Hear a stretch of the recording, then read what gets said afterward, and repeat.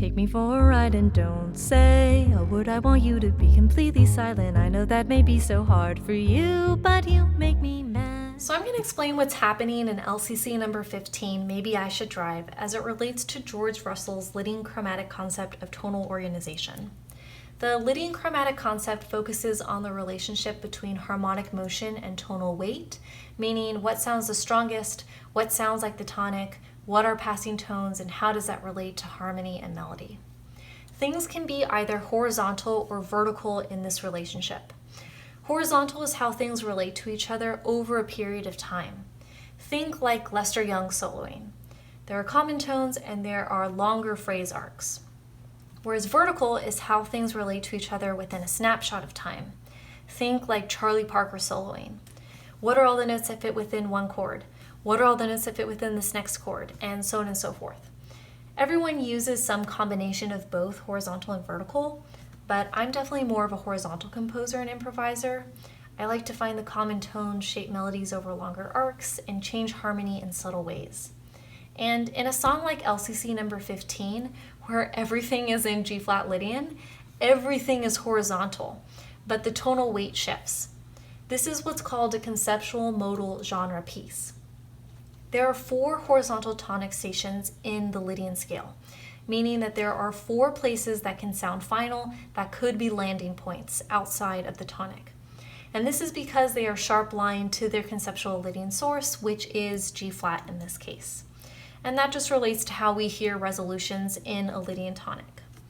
The 4 tonic stations are 2 major, 3 minor, 5 major, and 7 minor. In LCC number 15, which is in G-flat Lydian, those are 2, which is A-flat major, 3, B-flat minor, 5, which would be D-flat major, and finally 7, which is F minor. You'll notice that in LCC 15, the bass outlines these tonic stations, starting with A-flat, 2, moving to G-flat, which is the tonic and a landing point in itself, F, which is 7, going up to D-flat, which is 5, and it stays there for the first 8 measures. At the bridge, there is G-flat going to F minor, and then it introduces this B-flat, which is the last of these 4 tonic stations. And technically this should be a B-flat minor, but I wanted a dominant sound and I broke the rules. But to me, it's the motion that matters, that pulls out the color. And especially in this song, because everything is a tonic station in this modal genre, you can feel bounced around or like it's never ending and it's perpetually in this space. So putting a different chord quality, and really in this case, it's just adding this D natural, can break that monotony. Being in this conceptual modal genre where everything is a tonic station, it also relates to the lyrics of not being heard and being ignored and entering this communication loop that's never getting closed. Of course, this is more over in the last 2 measures. That is just an endless loop that goes on, play on loop until only a faint sound. But in this case, the conceptual modal genre not only relates to the music, but to the lyrics.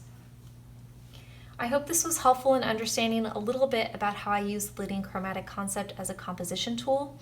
I have scores of all of these LCC tunes on my Bandcamp if you want to take a closer look at the Some Short Songs collection. Take me for